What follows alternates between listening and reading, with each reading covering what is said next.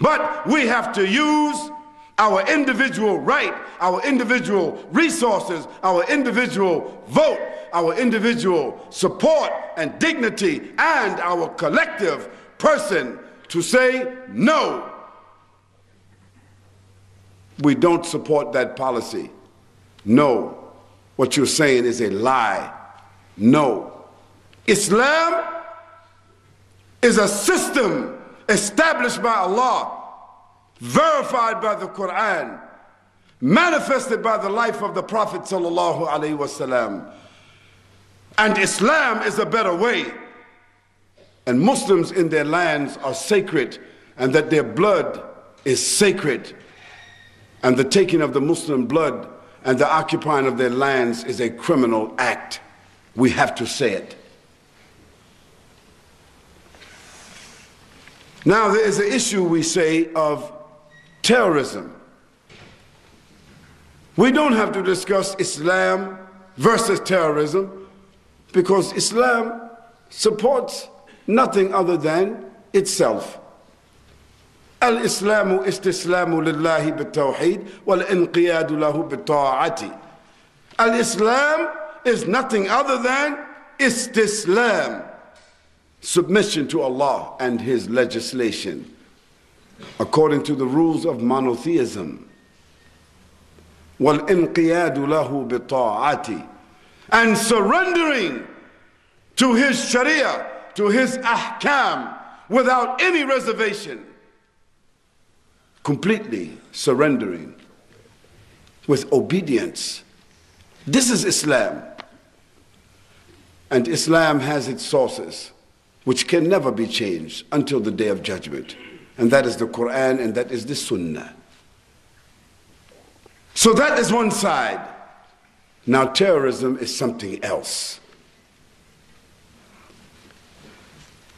But to treat this issue properly and objectively, we first need to define what is terrorism.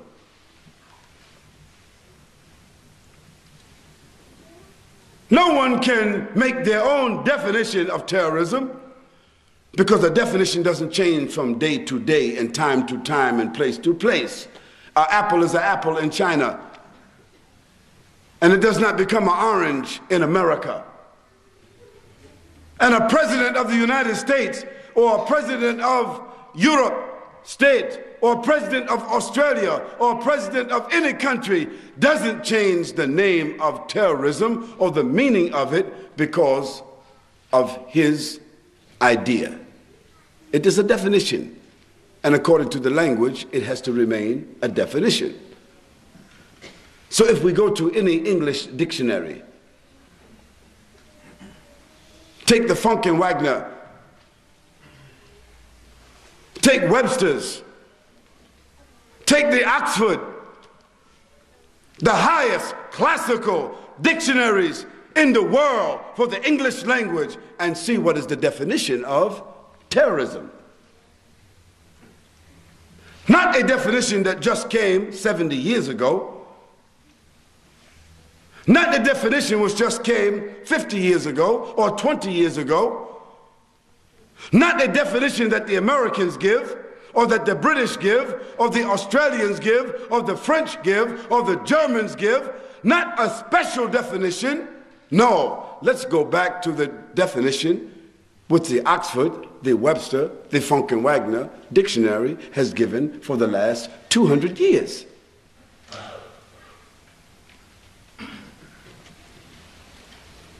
The definition of terrorism.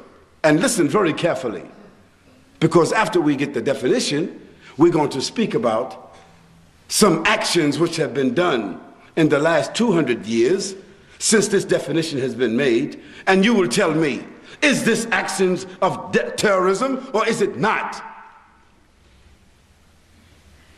It says, terrorism, the act of protracted or spontaneous inflicting of systematic attacks and assaults and intrusions upon individuals and places within human populations with the purpose of instilling fear and trauma. Let me read it again, so there is no mistake. The act of spontaneous or protracted infliction of systematic attacks and assaults upon individuals and places within human populations with the purpose of instilling fear and trauma.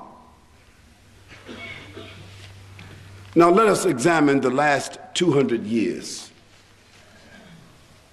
Before there was this so-called politicization of this terminology, because this terminology by the United Nations and the G8 countries, that is the countries that are the most developed nations in the world, they have politicized this terminology.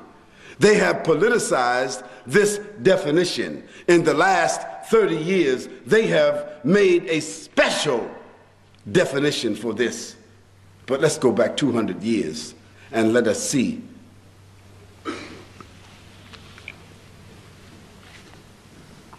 In the last 200 years, and I want you to add up the numbers as we move along, because those numbers at the end will tell you who have been guilty of terrorism in the last 200 years. The numbers I'm going to give you are the numbers of people that have been systematically slaughtered and destabilized, liquefied, or otherwise eliminated. Let's start out with the invasion of South America by the Portuguese and Spanish conquistadors. And in that incursion, which took place in the 18th century, they slaughtered systematically, destabilized, and otherwise eliminated 56 million people in South America in order to take control of that continent, and they are still holding that continent today. 56 million. How did they do it? Through the act of inflicting systematic attacks and assaults with their armies and their weapons upon individuals and places, with human populations, with the purpose of instilling fear and trauma. What is that definition? Terrorism.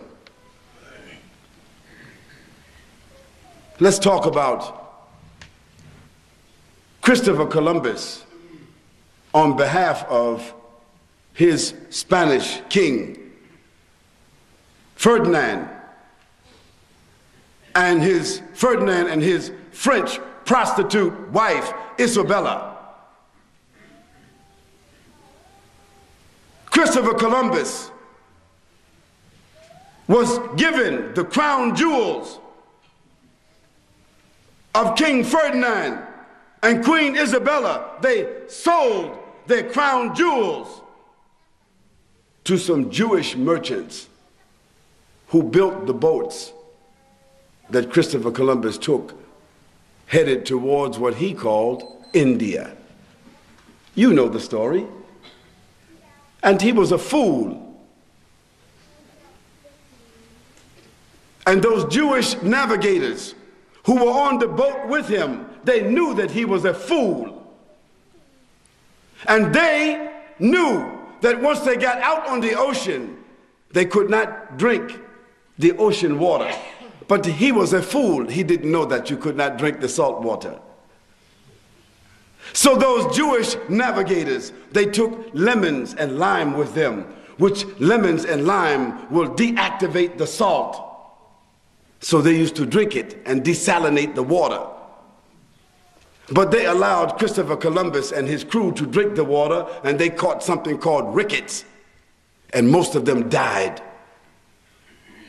So those Jewish navigators, they took him where they wanted to take him, which was what we call now the Americas. Because those Jewish navigators, that's where they wanted to go. Because they had the maps from the Muslims. So they knew where to go. Because they had lived with the Muslims in Spain for more than 600 years. And they knew how to sail the ocean.